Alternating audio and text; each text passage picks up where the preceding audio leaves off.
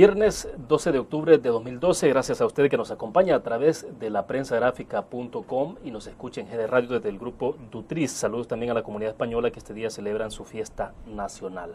En la entrevista en línea de este viernes conversaremos de las condiciones que se están generando para la elección presidencial de 2014, del voto en el exterior, del voto residencial, del tema presupuestario y desde luego también de la más reciente experiencia electoral en Venezuela, sobre todo porque nuestro invitado también participó como invitado especial a verificación de ese proceso electoral. Está con nosotros en nuestros estudios Eugenio Chicas, presidente del Tribunal Supremo Electoral, en esta entrevista en línea que transmitimos desde la sala de redacción de la Prensa Gráfica. Magistrado presidente, bienvenido, un gusto. Buenos días, William, un saludo efectivamente a la prensa.com y también pues saludar a la Fiesta Nacional de España. Perfecto. Presidente, me gustaría que comenzáramos un poco entonces, al menos en el primer segmento, que lo desarrolláramos sobre la experiencia suya de la visita a... Estuvo como verificador, ¿cuál es el rango que tenía? Acompañamiento al proceso electoral en Venezuela. Efectivamente. Bueno, ¿qué pasó entonces? Hemos dado seguimiento desde luego desde acá, el nivel de participación fue una cosa bastante, creo que histórica, desde luego debe ser histórica en Venezuela, pero debo entender que prácticamente en América Latina un poco también ha sido histórica en términos de participación de la gente, pero en resumidas cuentas, ¿cómo lo observa usted? Bueno, en primer lugar hay que decir Venezuela es un país muy interesante, un país que está compuesto aproximadamente por 28 millones de ciudadanos y ciudadanas, de población, más bien de población, 28 millones. De estos, su padrón electoral está integrado por 18.9 millones de electores, que son los que integran el cuerpo electoral, el padrón electoral, 18.9 millones.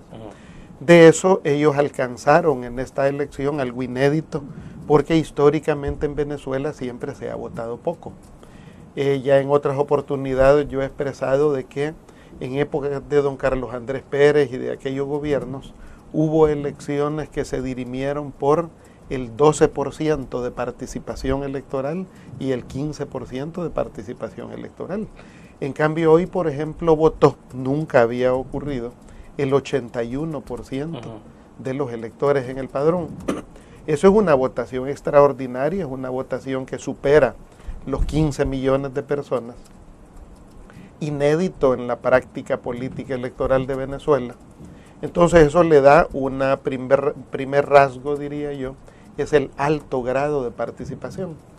Otro de los elementos que yo sumaría a esto también es el clima de tranquilidad pacífico, porque lo que ocurre es que ahí enfrentábamos una percepción, una matriz, podríamos decir, de confrontación mediática, o sea, en los medios de comunicación era perceptible una contradicción, un tensionamiento muy grande, al grado incluso que algunas personas cuando salíamos para Venezuela, familiares, otras personas nos decían, cuidado, vas para Venezuela, tened cuidado que eso está caliente, eso puede estar muy tenso.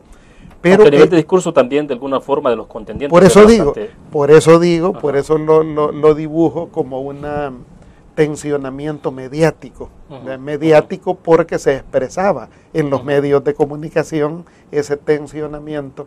Sin embargo, puesto el día de las elecciones, no se registran hechos de violencia relevantes, no hay prácticamente. Pudimos observar un grado de convivencia pacífico entre la ciudadanía de las distintas opciones, porque claro, hubieron largas colas, porque claro, lograr que vote el 81% del padrón, pues es complejo, o sea, eso tensiona el sistema y el proceso electoral. Luego entrevistábamos en las juntas receptoras a las personas de una y otra opción que funcionaban como vigilantes, allá le llaman testigos, los testigos de mesa, que son los representantes de los partidos que vigilan el proceso y que están en todas las mesas. En Venezuela hay, por así decirlo, más o menos unas 140.000 mesas electorales, o sea, es una enorme cantidad en aproximadamente 39.000 centros de votación. 39.000 centros de votación, o sea, es una organización bastante compleja. Entonces, los lugares que pudimos visitar y con las misiones que luego formulamos el intercambio para hacer la evaluación, notamos ese rasgo interesante de la capacidad de convivencia pacífica de la ciudadanía. Incluso les preguntaba, bueno, y ustedes siendo de opciones distintas y habiendo habido tal tensionamiento en la campaña, ¿cómo se pueden entender? Compartimos el café, compartimos los alimentos, conversamos. En definitiva, seguiríamos siendo venezolanos. Presidente, y el proceso de elección y el evento electoral, las dos cosas que son distintas, el proceso electoral y también el evento en sí mismo, ¿se puede considerar democrático, se puede considerar equitativo? Yo creo que sí, totalmente sí, y la conclusión de la comunidad internacional ha sido esa. Incluso el Centro Carter, por ejemplo, que le da seguimiento exhaustivo a los procesos electorales, lo ha calificado el señor Jimmy Carter como uno de los procesos más transparentes, más evolucionados de América Latina, y pues lo puso en un sitial muy destacado. Las misiones de observación, hemos dicho lo mismo, o sea, es un proceso que se caracteriza por tener tecnología de punta. Yo diría Venezuela va en este sentido a la vanguardia a nivel tecnológico. Son pocos los países en América Latina que tienen voto digitalizado, voto electrónico. En este caso lo tiene Brasil, lo tiene Venezuela, lo tienen también algunos estados de Estados Unidos, algunos nada más, no todos. Y pues Venezuela en ese sentido va a la vanguardia, no solo en que los mecanismos de verificación de padrón están digitalizados, son electrónicos, sino también porque los mecanismos de voto también lo son, y los mecanismos de transmisión de resultados, de totalización, también lo son.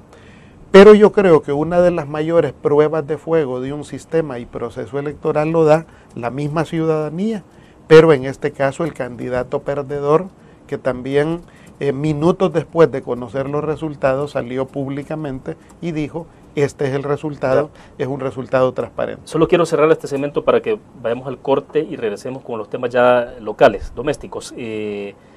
Algunos cuestionaban en términos del desarrollo del proceso la falta de equidad, en términos de las posibilidades que había tenido cada candidato para participar, espacios, las cadenas que utilizó el presidente Chávez en radio y televisión. Decían que en esa parte hay un evidente proceso de inequidad de cómo se ha desarrollado esa elección.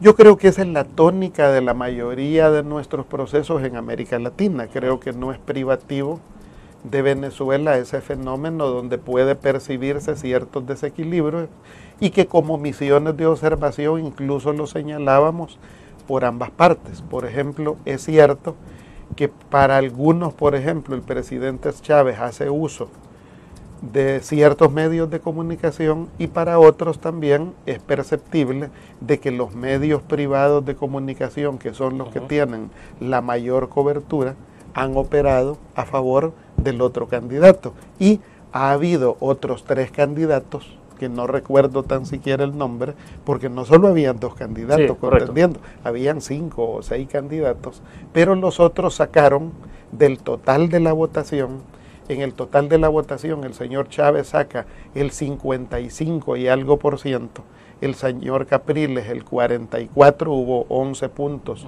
más o menos de diferencia, y los otros 4 candidatos sacan menos de medio punto entre los 4.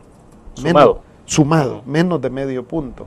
Entonces, pues eso efectivamente, claro, ahí lo que hubo es una campaña que se polarizó entre 2 preferencias, entre 2 opciones. Yo creo que la oposición también siguió una ruta interesante en el proceso de su unificación, porque eso también hay que señalarlo, fue interesante que pudieron en general concentrarse en una sola candidatura. Creo que también ellos están viendo los siguientes eventos electorales que se aproximan. En diciembre, ¿no? En diciembre, es la de gobernadores, y entiendo que el señor Capriles correrá de candidato por el estado de Miranda, me parece. Y luego sigue la elección de marzo, que es elección municipal.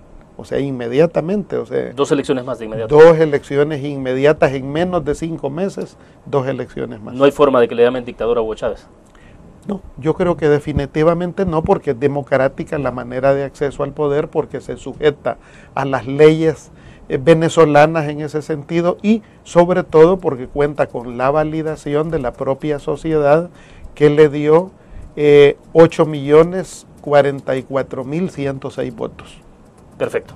Bueno, vamos a la pausa comercial. Cuando regresemos, hablemos entonces ya de cómo está el Tribunal Supremo Electoral preparándose para 2014. Vamos a una pausa y regresamos.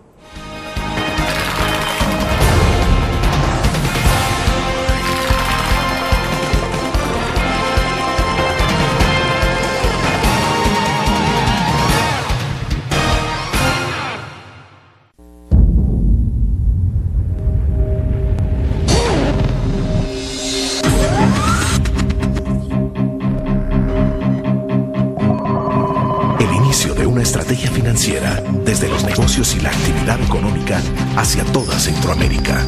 El Economista Regional, una revista especializada donde encuentras el panorama empresarial y los principales movimientos financieros. El Economista, el modelo regional de información económica.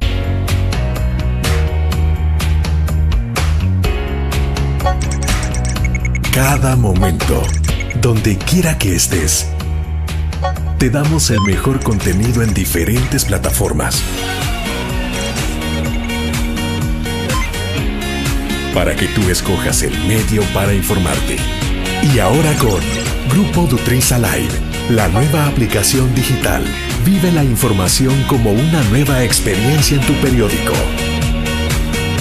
Multiplicamos la forma de informarte. Grupo Dutriz.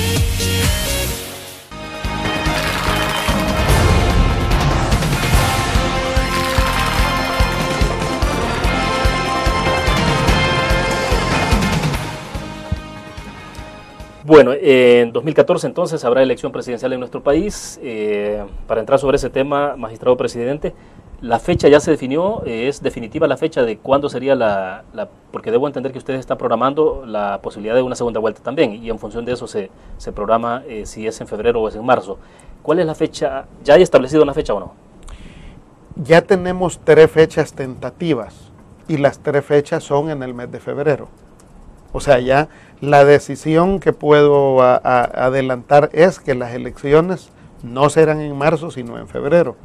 Eso es seguro, perdón. Sí, y del mes de febrero estamos valorando 3 fechas tentativas. Tenemos 3 fechas tentativas. El 2 de febrero, que al menos nuestra dirección de planificación se inclina en sugerirnos 2 de febrero, el 9 y el 16. Son esas 3 fechas posibles en las que podemos hacer la elección, pero eso es lo que tendrá que decidir el organismo colegiado, cuál de esas 3. Insisto, o 2 de febrero, o el 9 o el 16, que las 3 fechas son día domingo. ¿Por qué se escoge esa fecha? Esa fecha se escoge porque es lo que nos puede dar el rango tentativamente para preparar una posible segunda vuelta. Todo apuntaría, y eso es más cálculo, de que esta elección podrá dirimirse principalmente con 3 candidaturas dominantes, 3 candidaturas relevantes. O sea, hasta hoy solo hay una candidatura postulada, que es la del señor Quijano. En noviembre será la postulación del FMLN, claro. Y parece ser que el próximo año, o este fin de año, el próximo año, postulará el partido Gana. Entonces, al menos esas pueden ser 3 candidaturas relevantes, no digo las únicas, porque en el escenario pudieran haber unas 2 candidaturas más, y eso obviamente va a configurar un marco en el que va a ser muy difícil que una candidatura obtenga lo que la ley señala, el 50+1 de los votos para poder ganar en una primera ronda. Pero bien, esos son cálculos. Ahora, usted lo sugiere eso, perdón, a partir de la participación electoral que ha tenido cada una de las fuerzas. Cuando dice relevantes, se refiere a la participación electoral que han tenido. De lo que han tenido hasta hoy, pero claro, en política y en procesos electorales nunca está dicha la última palabra. Veremos cómo se desarrollan los acontecimientos, y a nosotros como tribunal no nos corresponde poner una báscula para pesar las candidaturas, sino lo que nos corresponde es hacer el cálculo de posibles escenarios para, en el marco de esos escenarios, valorar el manejo de los tiempos electorales. Nosotros desarrollamos para eso 3 instrumentos. El primero es un calendario electoral y por eso la importancia de la definición de las fechas. El segundo es el plan general electoral y el tercero es el presupuesto extraordinario. Con esos tres instrumentos nosotros debemos de manejar la elección. ¿Por qué se comienza con el calendario? Porque del calendario depende dos tipos de tiempos, los tiempos administrativos y los tiempos jurisdiccionales de la administración del proceso. En los tiempos legales, por ejemplo, en los tiempos de ley, la definición de la fecha, pongamos, si se define febrero como fecha de elecciones, eso significa de que en octubre deberá de iniciar la campaña electoral. En octubre, claro, porque son 4 meses. Ajá, claro. Se anticipa a octubre, eso significa que nosotros por septiembre debemos de estar convocando a elecciones. Y a eso nos altera, nos toca todos los calendarios, por ejemplo, cierre de registro electoral es un año antes de la elección, habrá que hacerlo en febrero del año que viene, el cierre del calendario electoral. En síntesis, lo que va a ocurrir es que la ejecución del calendario electoral debiera de comenzar en enero del próximo año. O sea que dentro de 2 meses y medio más o menos, nosotros debemos de iniciar ya la ejecución del Plan General de Elecciones. Y esto es bien relevante también por lo siguiente, porque juega con el presupuesto. En la última elección, la Asamblea Legislativa me aprobó el presupuesto de la elección de marzo 2012 en agosto del 2011. Sí, sí. En agosto para las elecciones de marzo. Y eso fue bien tardío. Entonces yo por eso necesito anticiparme en administración electoral para que este mismo año me aprueben el presupuesto de elecciones para poder iniciar la ejecución desde enero.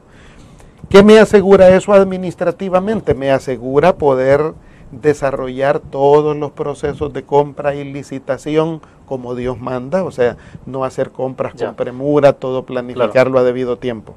Y entonces, ¿cuándo ustedes tienen entonces también tope para definir la fecha exacta del día que será la elección? O sea, eso será la próxima semana, ya nosotros le pondremos fecha.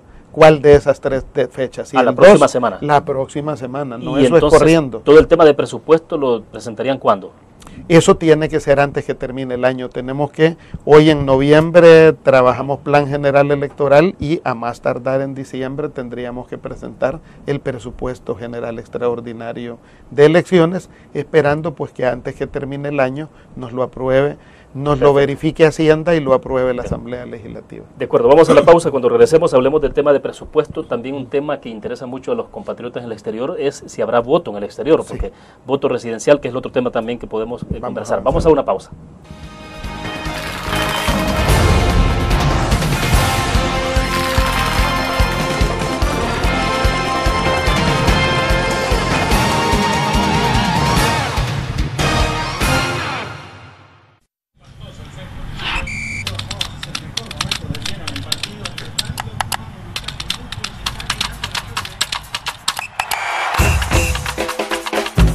La emoción del deporte está en www.elgráfico.com. Ingresa al nuevo escenario deportivo y descubrí toda la pasión del deporte. Fotos, videos, fichas y resultados de las mejores ligas del mundo. Elgráfico.com. Conectados por deporte. Cada momento, donde quiera que estés, te damos el mejor contenido en diferentes plataformas para que tú escojas el medio para informarte. Y ahora con Grupo Dutris Alive, la nueva aplicación digital. Vive la información como una nueva experiencia. Multiplicamos la forma de informarte. Grupo Dutris.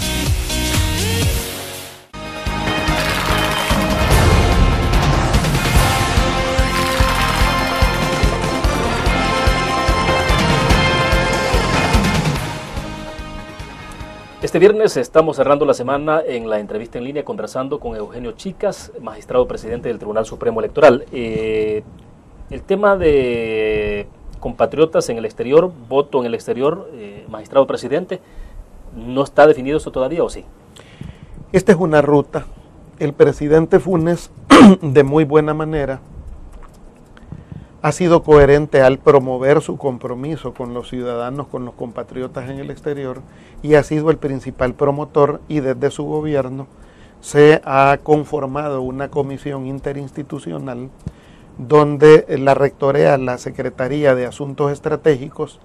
Ahí participa el presidente del RNPN, el viceministro de Relaciones Exteriores para salvadoreños en el mundo, y desde esa comisión, y participo yo como presidente del Tribunal Supremo Electoral. Perdón, esa parte me interesa porque estuvo con nosotros Walter Araujo hace más o menos que 2 semanas, y él decía de que no sabía en calidad de que estaba la representación suya, ¿era una representación institucional o era como Eugenio Chica nada más? Porque yo participo como presidente. Entonces, porque él decía de que no se les estaba notificando de manera oficial, él no tenía ningún informe de lo que estaba pasando ahí. Lo que pasa es que por alguna razón él no estuvo ya hace poco, incluso con prensa. Llevamos la comisión al Tribunal Supremo Electoral hace como 2 meses, y la comisión informó al Tribunal Supremo Electoral en pleno de todos los avances, desarrollos. Yo creo que el magistrado estaba en alguna misión, algo, porque él no estuvo, pero sí el tribunal fue informado de los avances, de los preparativos para el voto desde el exterior, donde el voto desde el exterior depende de 3 cosas. En primer lugar, depende de que la Asamblea Legislativa apruebe la iniciativa de ley que ya el presidente Funes envió a la Asamblea Legislativa para regular de qué manera pueden votar nuestros compatriotas. Ese ha sido el primer paso. Y este capítulo, uno de los más dominantes, ya que nada puede avanzar mientras la Asamblea Legislativa apruebe esa iniciativa de ley. En segundo lugar, dependemos también de la emisión del DUI en el exterior, el documento único de identidad. En eso el RNPN ha avanzado.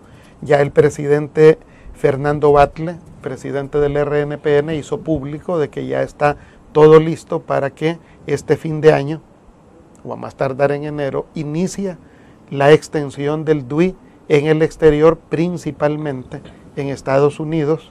Recordemos, Estados Unidos y Canadá, y en estos 2 países es donde está el 91% de los salvadoreños en el exterior, en Estados Unidos y Canadá, y la extensión del DUI abarcará los 16 consulados de Estados Unidos y los 4 consulados que operan en Canadá. Entonces, ahí radica el 91%, por lo tanto, esta primera fase de emisión del DUI es parte también de lo que tiene que ver con el voto desde el exterior. ¿Se focalizaría entonces en Estados Unidos y Canadá, si ocurriera la extensión del DUI? Bueno, esa es una decisión que la debe de tomar la Asamblea Legislativa. La Asamblea Legislativa deberá de decidir si el voto desde el exterior se hace en todo el mundo, porque en todo el mundo hay ciudadanos que tienen DUI, que viajaron con DUI o tienen DUI, o si solo se focaliza prioritariamente en Estados Unidos y Canadá. Eso es un tema que la ley lo debe de resolver. ¿Cuánto tiempo, tendría la Asamblea Legislativa para tomar esta decisión? ¿Significa que tiene que hacer eso ya en el mes de octubre, noviembre, diciembre? O sea, no habría más opción. Yo personalmente he señalado, le he sugerido a la Asamblea Legislativa de que cuanto antes apruebe la ley es mejor, porque eso nos da el tiempo suficiente como tribunal para hacer todos los preparativos. En materia electoral siempre se recomienda no hacer reformas a 1 año de las elecciones, antes de 1 año de las elecciones. O sea, una reforma amerita 1 año o más para su ejecución. Entonces, en ese sentido, yo he sugerido a la Asamblea de que efectivamente antes que termine el año deberíamos tener resuelta la normativa de ley. Entonces, primero, normativa de ley; segundo, extensión del DUI; tercero, resolver el tema presupuestario. Obviamente se necesitan recursos. El PNUD apoyó una investigación para establecer tentativamente cuánto puede costar toda la operación del DUI del voto desde el exterior.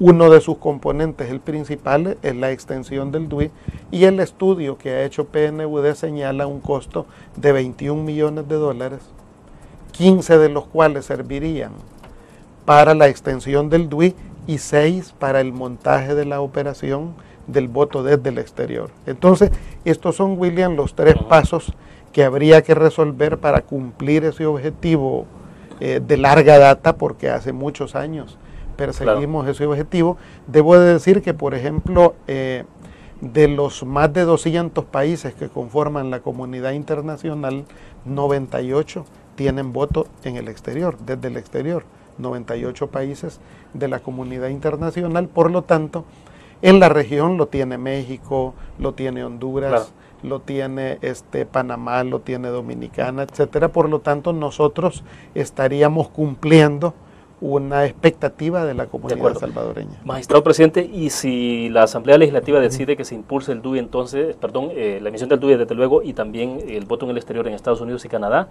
y si hay un 91%, ¿de cuántas personas estamos hablando con capacidad de votar? Primero aclaro de que la extensión del DUI en Estados Unidos y Canadá ya está aprobada por el RNPN y eso va en marcha.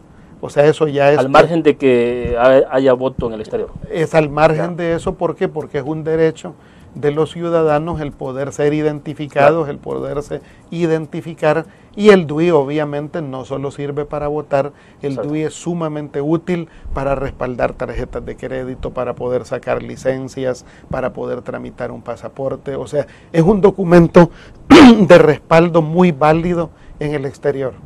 ¿Y de qué población hablamos entonces, si fuera el caso? ¿Un estimado?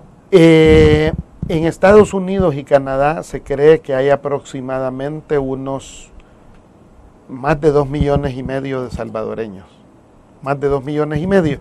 Debo de decir que la participación electoral de la mayoría de países es muy puntual. O sea, Panamá, por ejemplo, de un padrón de una totalidad de 200,000 panameños en el exterior, no son muchos, lo que votan son más o menos de 17,000. O sea, eso generalmente es muy modesto al final. Hablemos de eso después de la pausa, porque sí, uno siempre se pregunta si en términos, claro, tienen un derecho adquirido los compatriotas en el exterior de emitir el sufragio, pues son ciudadanos igual que nosotros, pero el tema de costo-beneficio, cómo se mide, la democracia es cara, pero entonces, ¿qué hacer? Vamos a una pausa y hablamos de eso.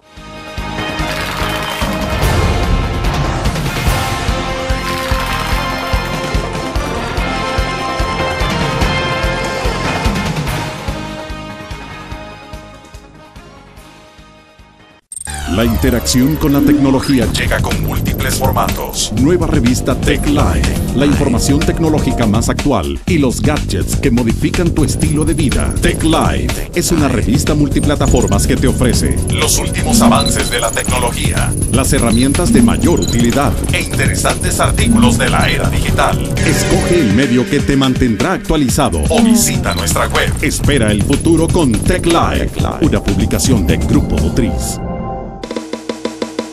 Tu periódico es dinero, porque ahora puedes pagar con la prensa gráfica. Busca y recorta en tu periódico el dinero, que podrás canjear en los establecimientos de nuestros aliados. Encontrarás uno cada día. Compra con la prensa gráfica y encuentra una buena noticia para tu bolsillo. Con la prensa gráfica lo compras. Con la prensa gráfica lo pagas. La prensa gráfica. Noticias de verdad.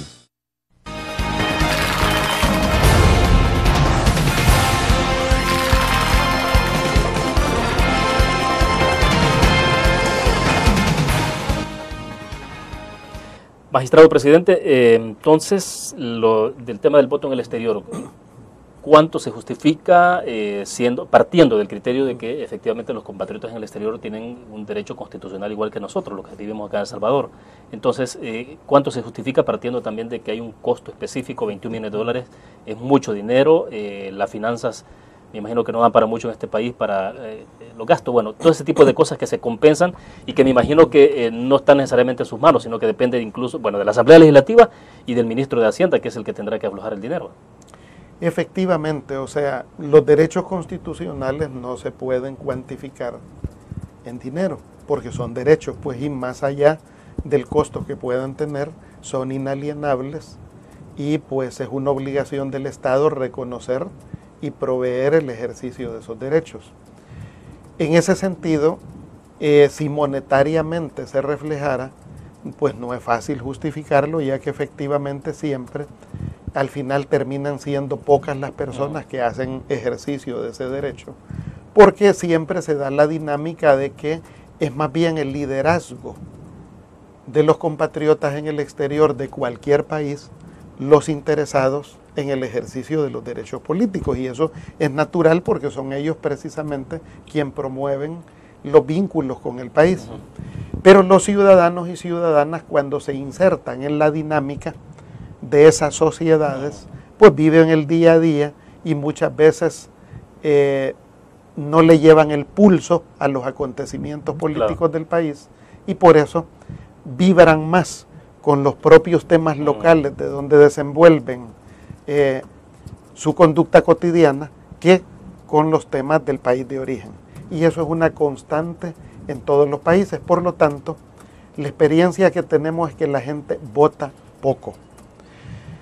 En el contexto del clima económico que tiene el país, tendrá que ser el propio ministro de Hacienda, la Asamblea Legislativa, quien valore si este voto desde el exterior sea para todo el exterior, que es cosa que lo encarecería, o si solo se hace con Estados Unidos, o si solo se hace con Estados Unidos y Canadá, y analizar en ese caso el tema de los costos. Pero si buscamos una racionalidad y un equilibrio de costo-beneficio, no nos van a cuadrar los números nunca, porque efectivamente el voto desde el exterior siempre será sumamente caro, sumamente costoso. ¿Cuál es la sugerencia o la recomendación que ustedes están haciendo, partiendo de que obviamente ustedes perfectamente pueden pasarle toda la bola a la Asamblea Legislativa y dejar ahí que sea la Asamblea con el ministro de Hacienda los que definan esto, pero la sugerencia, la recomendación más práctica que ustedes darían como magistrados y que son expertos en el tema, ¿qué es lo que se debería hacer? Partiendo de que hay pocas finanzas, que hay poco dinero y de todo lo que hemos conversado. Bueno, lo primero es que efectivamente es una obligación organizar el voto desde el exterior. O sea, a nosotros no nos corresponde limitar ese derecho y más bien por responsabilidad institucional debemos de promoverlo, punto uno. ¿Cómo hacerlo más accesible para el país? Eso se ha hecho a partir de respaldar la modalidad que es más barata en ese sentido. La modalidad más barata es el voto epistolar o el voto por correspondencia. Ese es el más sencillo. Porque el voto presencial es mucho más caro, porque implica organizar juntas receptoras de votos, infraestructura logística en el exterior, que eso costaría muchísimo más dinero. Por lo que un costo de $6 millones para lo que significa la operación es un costo razonable. Lo desprendo de los 15 millones, porque esos 15 millones siempre hay que gastarlos para identificar a nuestros compatriotas en el exterior, porque también yo todo esto lo tasaría de otra manera. Si queremos llevarlo a números, ¿cuánto le aporta los salvadoreños en el exterior a la economía del país? Ahí sí nos complican. ¿Verdad? O sea, ellos le aportan en términos de, sí, 3.800 millones de dólares al año. Ahí nos quedamos pequeños los que estamos en El Salvador. Ahí 21 millones para montar una operación, cuando lo que ellos aportan anualmente son 3.800 millones. Yo creo que en ese sentido pues no es mucho dinero en relación al aporte que ellos le hacen a la economía. Pero vuelvo, los derechos constitucionales no se pueden comparar en ese sentido con los costos económicos, pero digo, o sea, hay distintos ángulos para poder apreciar este tema y uno es ese, o sea, cuánto le han aportado en los últimos 20 años los salvadoreños desde el exterior al país. Exacto. Entonces, ahí sería al revés. Parece ser que los que estamos dentro del país gastamos mucho de lo que pues le costamos a los salvadoreños en el exterior, que le aportan tanto a la economía del país. Entonces, ¿cuánto cuesta un voto local, magistrado, y cuánto costaría en el exterior? Habría que hacer números porque las elecciones, las últimas elecciones en el país rondan un costo de los $32 millones. Esos $32 millones hay que dividirlos por los 4.5 millones que fue el padrón con el que votamos en esta elección, 4.5 millones y algo. Entonces, pues habrá que hacer esa operación para poder establecer el costo del voto, pero realmente el costo de nuestras elecciones es bastante bajo. Si lo comparamos, Panamá, las elecciones pueden rondar alrededor de 80 millones de dólares, Guatemala alrededor de 62 millones de dólares y a nosotros pues nos han costado 32 millones. ¿Gastan demasiado Panamá o Guatemala? No.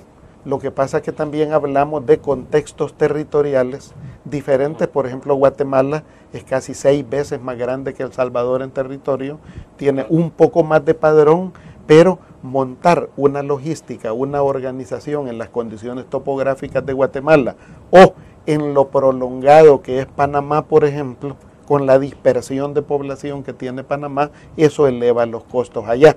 Por lo tanto, no estoy criticando ni a Panamá ni a Guatemala, sino lo que señalo es que lo que a nosotros nos cuestan las elecciones es una cantidad bastante razonable. Claro, todo número puede estar excedido si uno lo compara con las limitaciones presupuestarias que tienen nuestros países en estos periodos de crisis. Esta elección de 2014, ¿cuánto puede costar entonces si incluimos el voto en el exterior?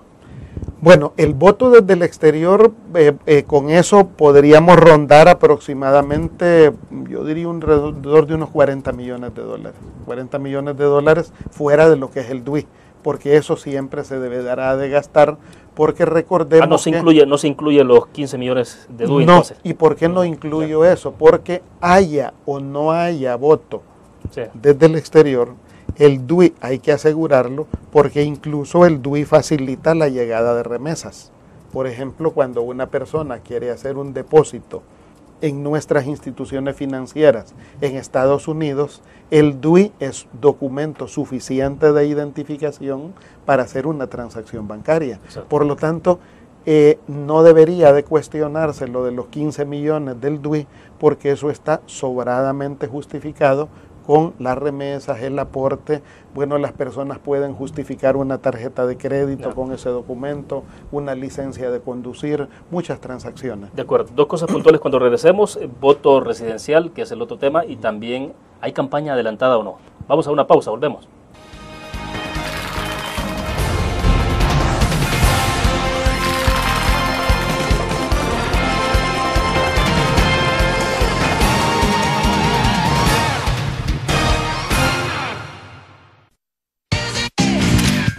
Blur, la revista más innovadora y moderna de todos los tiempos, única en su estilo, creativa, un espacio exclusivo y reservado de entretenimiento y diversión, llevada al máximo. Blur. Time Out, Movie, lo mejor de la cartelera. Art. Shopping, la guía de la moda. Go, viajes cortos fuera de la ciudad. Blur. Un graficionado no olvida la historia, y aunque perdió una y otra vez, no perdió el orgullo. El graficionado se levantó entonando su grito de batalla, respirando gritos de gol y celebrando las épicas victorias. Un graficionado cree en la magia de la camiseta y mantiene viva la ola de fe, porque el graficionado sueña con volver a un mundial. El gráfico lo hacemos por deporte.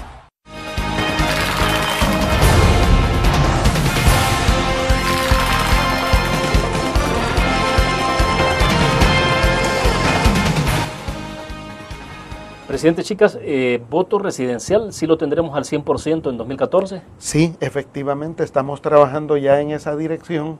Hoy, en este mes de octubre, nosotros hemos iniciado ya los preparativos. De hecho, hemos logrado, por ejemplo, con Unión Europea nos va a aportar 1.3 millones de dólares para respaldar ese proyecto. Todo el proyecto tiene un costo estimado de 4.6 millones, de los cuales el gobierno salvadoreño ya firmó convenio con la Unión Europea para el gobierno del Salvador aportar 3.3 millones, la Unión Europea 1.3, todo eso conformará una bolsa de 4.6 millones, que es lo que costará esta segunda fase que pretende cubrir lo que nos hace falta, que son 5 departamentos de los 14 77 municipios. Eso significa el 30% del territorio del país, pero significa el 52% del padrón. O sea, es donde vive la mayoría de las personas. Porque recordemos que en el último voto residencial, que abarcamos 9 departamentos, en ese se votó hasta en el municipio de San Salvador, pero no en el Gran San Salvador, exacto, que es donde vive mucha gente, solamente Soyapango, Mexicanos, Apopa, Ciudad Delgado, pues o sea, viven, bueno, solo el departamento de San Salvador tiene más de 2 millones de electores. Entonces, en ese sentido, pues la carga que nos queda es significativa a nivel poblacional, aunque es menor territorialmente. Solo es el 30% del territorio, pero con el 52% de la población. Nosotros ya estamos en los preparativos y efectivamente el 2014 se votará con voto residencial en el 100% del país. Estamos en toda la fase organizativa preparatoria de ese esfuerzo.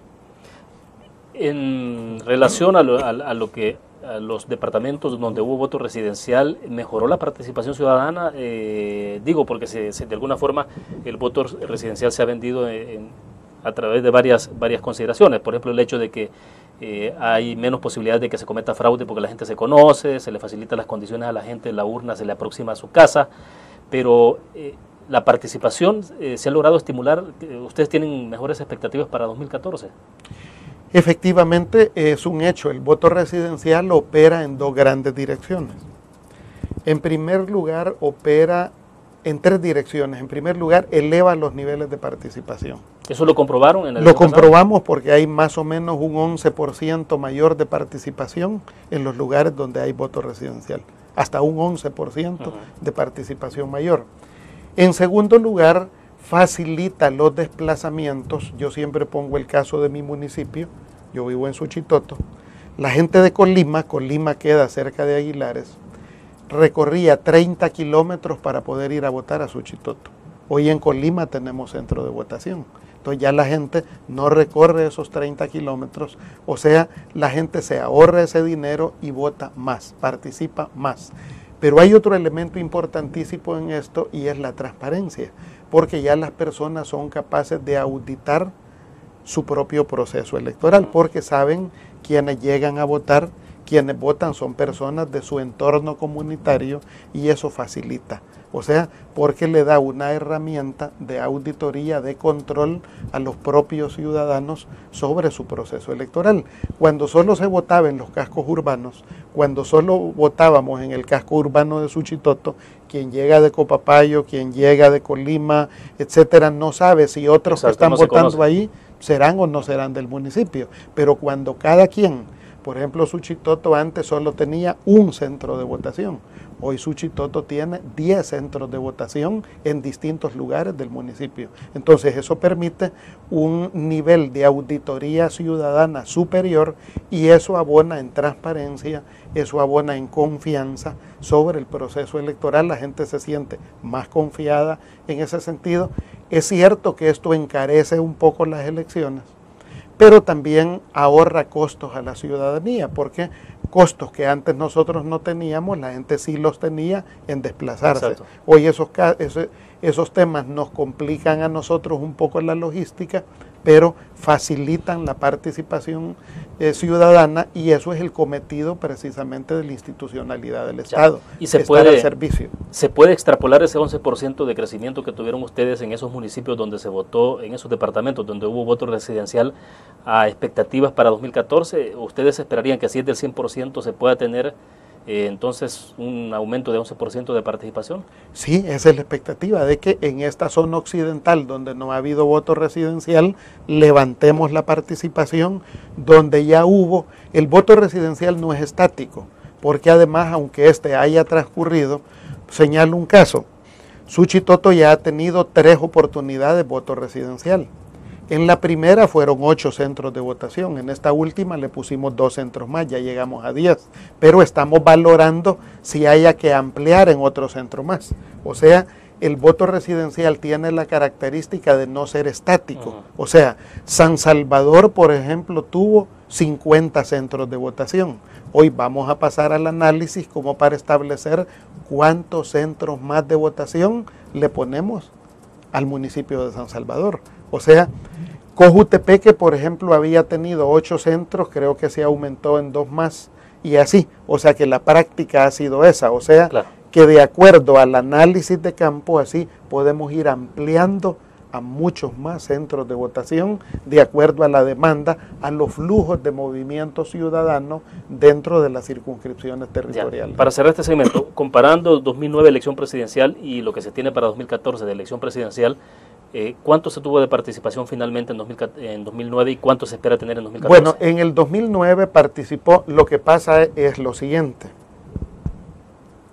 Los flujos electorales y los movimientos electorales no tienen que ver solo con la facilidad o no del sistema, sino con el entusiasmo que generen las propuestas. Pongo un caso. La elección del 2004 hizo que participara el 67% de la población, de la población electoral, 67. La elección del 2009 participó el 65%. No subió, sino que bajó en 2 puntos. Claro. O sea, depende de cada momento coyuntural, o es lo que te pondría en el caso de Venezuela. Sí. Venezuela, donde venía participando un 60%, hoy llegó al 81%. Exacto. O sea, hay contextos políticos que pueden estimularte la participación electoral. ¿Pero la media cuál puede ser entonces? La media, a mi juicio, la media en elección presidencial siempre ronda cifras por arriba del 60%. La media de participación municipal siempre ronda cifras arriba del 50%. Pero, fíjate, en la última elección municipal de este año votó el 56% de la población y en la última elección municipal de Costa Rica votó el 24%. Bajísimo. Y en la última elección local de Panamá votó el 22% en las elecciones regionales. O sea tenemos mejores niveles de participación. Tenemos mejores niveles de participación. ¿Por qué? Porque a diferencia de los sistemas donde el voto es obligatorio, Colombia, Ecuador, Argentina, Bolivia, en estos lugares es obligación votar, y si no vas a votar, hay sanciones de ley, multa, claro. No puedes cambiar cheque bancario, no puedes viajar, no puedes sacar pasaporte, no te puedes casar en algunos de estos países. Yo no sé si eso es bueno o es malo, pero bien, pero no se puede casar si no votó. Tiene que pagar su multa y después de pagar su multa se puede casar. Y generalmente son las novias las que pagan la multa. Bueno, interesante. Vamos a la última pausa comercial, volvemos.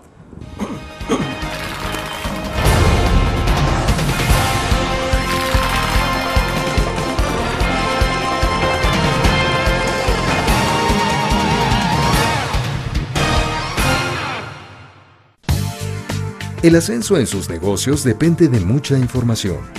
El Economista es la primera y única revista que analiza el mundo de los negocios, convirtiéndose en la fuente de consulta de los principales acontecimientos financieros y económicos de la región centroamericana.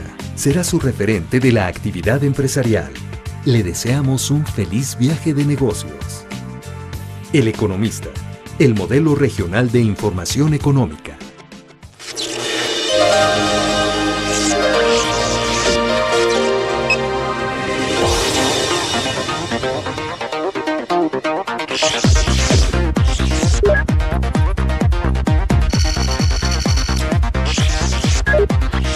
Estimulamos tus sentidos para que leas, veas, escuches e interactúes con la verdad.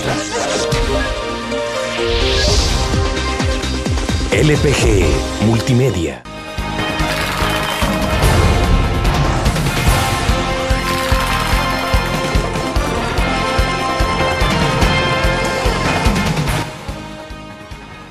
Magistrado presidente, para el cierre de la entrevista, entonces, ¿hay campaña adelantada o no hay?